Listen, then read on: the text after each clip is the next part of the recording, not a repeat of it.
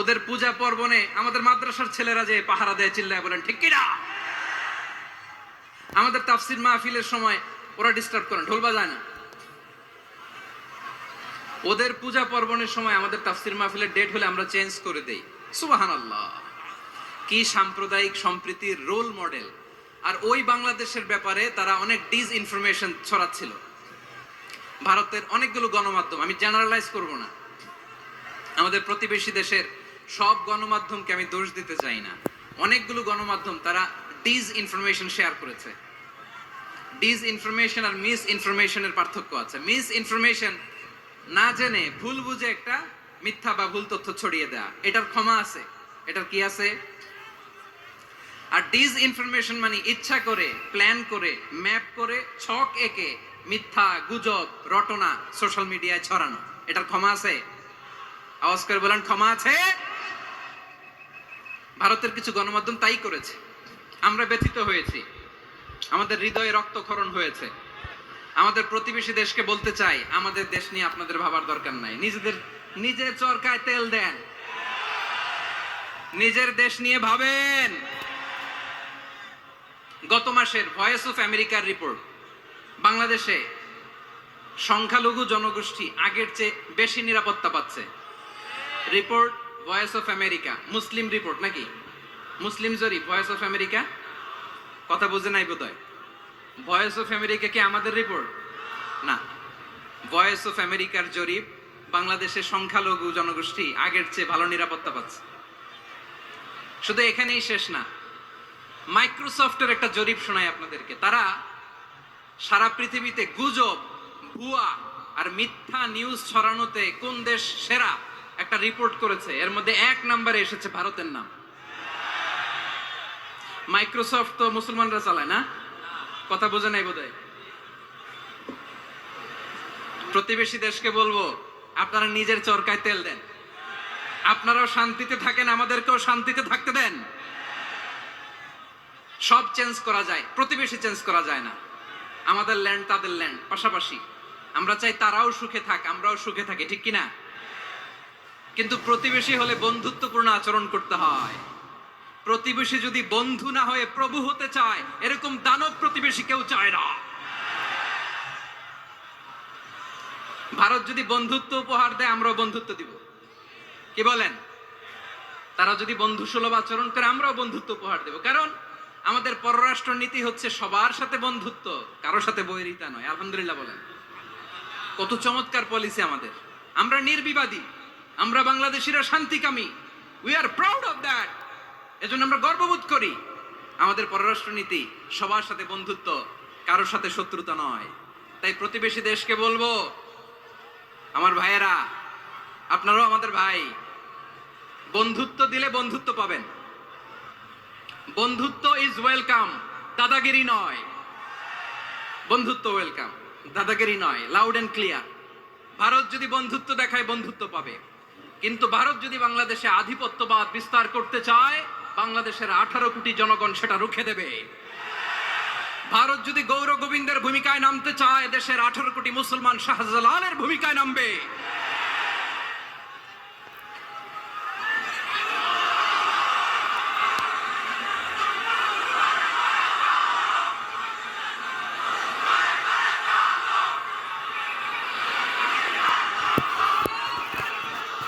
প্রিয় ভাইয়েরা, আমরা বন্ধুত্বে বিশ্বাসী, শত্রুতায় নই, ঠিক কিনা বলেন? আল্লাহ আমাদেরকে বোঝার তৌফিক দান করুক। তাহলে এই যে তারা বলেছে এদেশে সংখ্যালঘুরা কষ্টে আছে, দুঃখে আছে, এটা কি ঠিক? বলেন, এটা কি ঠিক? না, তারা ডিস ইনফরমেশন শেয়ার করেছে, এটা ঠিক নয়। আমার প্রতিবেশী বন্ধু রাষ্ট্রকে বলবো, আপনারা এটা করবেন না, এটা করবেন না। আমরা শান্তিতে আছি, আপনারাও শান্তিতে থাকেন, আমাদেরকেও শান্তিতে থাকতে দেন। এই যে চিটাগাংয়ের অ্যাডভোকেট আলিফ হত্যাকাণ্ডে গোটা বাংলাদেশ আমরা ধৈর্যের পরাকাষ্ঠা দেখিয়েছি, চিল্লায় বলেন ঠিক কিনা? আমাদের নেতা আমাদেরকে ডেকেছে, আমরা শান্ত থেকেছি। আমরা শান্ত থাকতে চাই, আমরা ঐক্যবদ্ধ থাকতে চাই। যে কোনো ষড়যন্ত্র রুখে দেওয়ার জন্য ঐক্যবদ্ধ প্রচেষ্টার কোনো বিকল্প নাই। তাই আজকের আলোচনার ছোট্ট একটা টপিক আমি শিরোনাম ঠিক করেছি, আমাদের জীবনে, সমাজ জীবনে, ধর্মীয় জীবনে, রাষ্ট্রীয় জীবনে ঐক্যবদ্ধ থাকার গুরুত্ব। এবার আওয়াজ করে পেকুয়ার ভাইয়েরা বলেন, আমরা ঐক্যবদ্ধ জীবনযাপন করতে চাই কি চাই না? আল্লাহ তাআলা সে নির্দেশনাই দিচ্ছেন। আল্লাহ তাআলা ইরশাদ করছেন, ওয়া'তাসিমু বিহাবলিল্লাহি জামিআন ওয়া লা তাফাররাকু ওয়াযকুরু নি'মাতাল্লাহি আলাইকুম إذ كنتم أعداء فألف بين قلوبكم فأصبحتم بنعمته إخوانا وكنتم على شفا حفرة من النار فأنقذكم منها كذلك يبين الله لكم آياته لعلكم تهتدون الله أكبر পড়েন। আল্লাহ বললেন, ও গোলামেরা শোনো, ওয়া'তাসিমু বিহাবলিল্লাহি জামিআ, ও আমার গোলামেরা সবাই মিলে আল্লাহর রশিকে আঁকড়ে ধরো। আল্লাহর রশি হলো ইসলাম, আল্লাহর রশি হলো কোরআন। আল্লাহ বললেন কোরআনকে আঁকড়ে ধরো, ইসলামকে আঁকড়ে ধরো। একা একা আঁকড়ে ধরলে চলবে না, জামিয়া সবাই মিলে আঁকড়ে ধরো। এই আদেশটা আমাদের জন্য দান করেছেন কে? আল্লাহ তাআলার নির্দেশ, ওয়া'তাসিমু বিহাবলিল্লাহি জামিআ, সবাই মিলে আল্লাহর রশিকে আঁকড়ে ধরো। হাবলুল্লাহ মানে আল্লাহর রশি। হাবলুল্লাহ মানে কি? রশি। এই হাবলুল্লাহ আল্লাহর রশি বা আল্লাহর রজ্জু দ্বারা উদ্দেশ্য হচ্ছে ইসলাম। আল্লাহর রশি দ্বারা উদ্দেশ্য কি? তাফসিরে অনেক ব্যাখ্যা এসেছে। এই এরকম পরিস্থিতিতে তাফসিরের সূক্ষ্ম সূক্ষ্ম বিষয়গুলো আমরা শোনাতে চাই, কিন্তু পরিবেশ হয়ে ওঠে না। আল্লাহর রজ্জু বা আল্লাহর রশি দ্বারা উদ্দেশ্য হচ্ছে ইসলাম। আল্লাহর রজ্জু বা আল্লাহর রশি দ্বারা উদ্দেশ্য হচ্ছে কোরআন। কারণ কোরআন আমাদেরকে ঐক্যবদ্ধ করে, ইসলাম আমাদেরকে ঐক্যবদ্ধ করে। চিল্লায় বলেন ঠিক কিনা? এজন্য আল্লাহ বললেন, তোমরা আমার রশিকে আঁকড়ে ধরো, বিচ্ছিন্ন হয়ে না। আমার দেয়া নেয়ামতগুলো স্মরণ করো। যখন তোমরা ছিলে শত্রু, তোমাদের মধ্যে হৃদয়ে আমি আল্লাহ ভালোবাসা ঢেলে দিলাম, ফলে তোমরা সবাই ভাই ভাই হয়ে গেলে। তোমরা সবাই ছিলে জাহান্নামের কিনারায়, জ্বলন্ত অগ্নিকাণ্ডের পাশে। আমি আল্লাহ দয়া করে ঈমানের বদৌলতে তোমাদেরকে আগুন থেকে ফেরালাম। আমি আল্লাহ দয়া করে তোমাদেরকে জান্নাতের পথ দেখিয়ে দিলাম। সুবহানাল্লাহ পড়েন। এমন পথ দেখালাম যেই পথ তোমাদেরকে জান্নাতে নিয়ে যাবে, পথের দিশা তোমরা পাবে। লাআল্লাকুম তাহতাদুন। প্রিয় ভাইরা, তাহলে আমাদের যে ঐক্যবদ্ধ থাকতে হবে, এই নির্দেশটা কার? নাকি মন মতো আমি বানায় বলতেছি? আওয়াজ করে বলুন, নির্দেশটা কার? আল্লাহর। তাহলে আমাদেরকে ঐক্যবদ্ধ জীবন যাপন করতে হবে। প্রিয় ভাইরা, ইসলাম আমাদেরকে ঐক্যবদ্ধ করে। ইসলাম আমাদেরকে কি করে? সংঘবদ্ধ করে, ঐক্যবদ্ধ করে। বিচ্ছিন্ন হওয়া যাবে না। বিরোধ, বিচ্ছিন্নতা, মতানৈক্য, এগুলো আমাদেরকে ধ্বংস করে, আমাদেরকে দুর্বল করে। আর আমাদের ঐক্যবদ্ধ প্রচেষ্টা আমাদেরকে বিজয়ের দিকে এক ধাপ এগিয়ে নেয়। চিল্লায় বলেন ঠিক কিনা? এজন্য আল্লাহ বললেন, ওয়া'তাসিমু বিহাবলিল্লাহি জামিআ, তোমরা আল্লাহর রশিকে আঁকড়ে ধরো, তোমরা ঐক্যবদ্ধ জীবন যাপন করো, তোমরা বিচ্ছিন্ন হয়েও না। বিচ্ছিন্ন হইলে লস, ঐক্যবদ্ধ হলে সেখানে কল্যাণ আছে না নাই? মাইকে কি সমস্যা হয়েছে কোনো? হ্যাঁ, এবার ঠিক আছে, এবার ঠিক আছে। প্রিয় ভাইরা, শেষ করে দেই না? তাইলে শেষ করে দিব তো। গত 2 দিন আগে এসে বসে আছেন, আর আমি আসার 20 মিনিটের মধ্যে উঠে যাচ্ছেন কেন? আর সহ্য হচ্ছে না? আর পারতেছেন না? হ্যাঁ, বসেন। যাদের খুব জরুরত তাদেরকে বের হইতে দেন।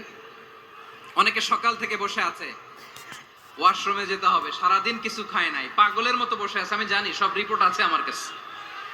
মেহেরবানি করে বিশৃঙ্খলা করবেন না, আল্লাহর ওয়াস্তে, আল্লাহর ওয়াস্তে। যাদের কষ্ট হচ্ছে বের হয়ে যান। আরো কয়েক মিনিট কথা বলে আমরা শেষ করব। আল্লাহর ওয়াস্তে, আল্লাহর ওয়াস্তে বলার পরেও এরকম বিশৃঙ্খলা করা মোটেও কাম্য নয়। প্রিয় ভাইরা, আল্লাহর ওয়াস্তে, এই শব্দটা কতবার ইউজ করেছি আমি? আল্লাহর ওয়াস্তে। আপনার বুক কাঁপে না? হ্যাঁ, ভয় হয় না আল্লাহর? একটু থামেন, একটু থামেন, মেহেরবানি করে, মেহেরবানি করে। এই তো, হ্যাঁ, মাশাআল্লাহ। আল্লাহর ওয়াস্তে। প্রিয় ভাইরা, ঐক্যবদ্ধ হতে হবে আমাদেরকে। আদেশটা কার? একটু আওয়াজ করবেন। ঐক্যবদ্ধ জীবন যাপন করতে হবে। আদেশটা কার? আমাদের আগে যে সমস্ত জাতিগোষ্ঠী ধ্বংস হয়েছে, বিভেদের কারণে হয়েছে। বিশ্বনবী বলেন, বুখারীর বর্ণনা, ফা ইন্নামা আহলাকাল্লাযীনা মিন ক্বাবলিকুম কাসরাতু মাসাইলিহিম ওয়া ইখতিলাফুহুম আলা আম্বিয়াইহিম। তোমাদের আগে ইহুদি নাসারারা যারা ধ্বংস হয়েছে, আমার গজবে উপনীত হয়েছে, দুইটা কারণ ছিল। নাম্বার 1, কাসরাতু মাসাইলিহিম, বেশি প্রশ্ন করত, প্রয়োজনে অপ্রয়োজনে নবীরে প্রশ্ন করে আটকাইতে চাইতো, এরকম ডাকাত ছিল তারা। 2 নাম্বার কারণ, ওয়া ইখতিলাফুহুম আলা আম্বিয়াইহিম, ইখতিলাফ করার কারণে, বিভেদের কারণে, পারস্পরিক বিরোধে জড়ানোর কারণে তারা ধ্বংস হয়েছে। এখন বলেন, আমরা কি আল্লাহর গজব চাই? আমরাও কি তাদের মতো ধ্বংস হতে চাই? এজন্য আল্লাহ তাআলা সূরা আল ইমরানের 105 নম্বর আয়াতে বললেন, ওয়ালা তাকুনু কাল্লাযীনা তাফাররাকু ওয়াখতালাফু মিন বা'দি মা জাআহুমুল বাইয়িনাত ওয়া উলাইকা লাহুম আযাবুন আযীম। খবরদার, প্রমাণ পাওয়ার পরেও, দলিল নাজিল হওয়ার পরেও যারা বিরোধ করেছে, ইখতিলাফ করেছে, বিচ্ছিন্ন হয়েছে, খবরদার তোমরা তাদের মতো হয়ো না। যদি তাদের মতো হও তাহলে জেনে রাখো, ওয়া উলাইকা লাহুম আযাবুন আযীম, তাদের জন্য আমি মর্মন্তুদ শাস্তি প্রস্তুত করে রেখেছি। যারা বিচ্ছিন্ন হয়েছে, বিরোধ করেছে, তারা কারা? ইহুদি নাসারারা।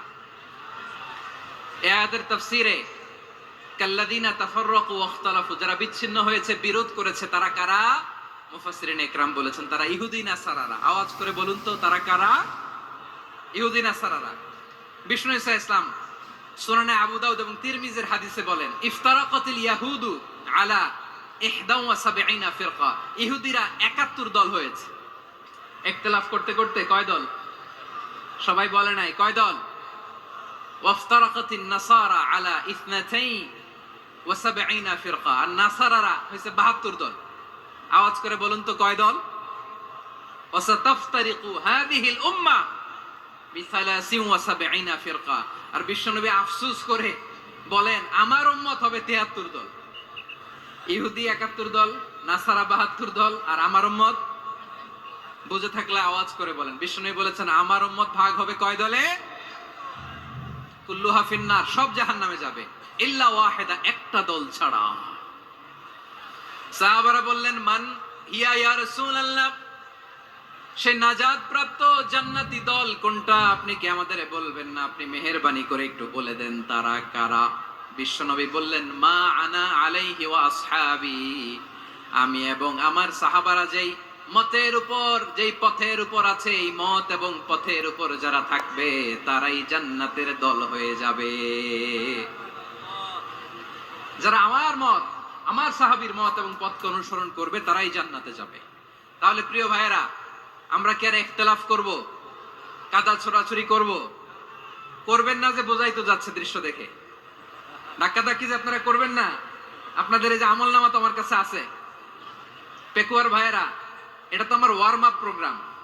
আমার বিভাগীয় প্রোগ্রাম হচ্ছে 8 বিভাগে 8টা। কয়টা? এটা কেন নিলাম? নেয়ামতুল্লাহ নিজামীর জ্বালা থেকে বাঁচার জন্য নিলাম। ওর জ্বালাতনে ও পারে না মালয়েশিয়া থেকে আমার টেনে নিয়ে আস, চার্টার ফ্লাইট ভাড়া করে পারে না নিয়ে আস। এমন কোনো মাধ্যম নাই, এমন কোনো ওয়ে নাই সে ধরে নাই। আর তার কাছে আমার কাছে তার দাবিও আছে, কারণ এর আগে 2-3 বার আসার কথা ছিল। কয়েকবার এসে এসে ফিরে গেছি, অনুমতি হয় নাই। এখন দাবার গটি পাল্টে গেছে, দাবার গটি পাল্টে গেছে। এক মাঘে শীত যায় না, কিন্তু আমরা স্মরণে রাখি না, ভুলে যাই।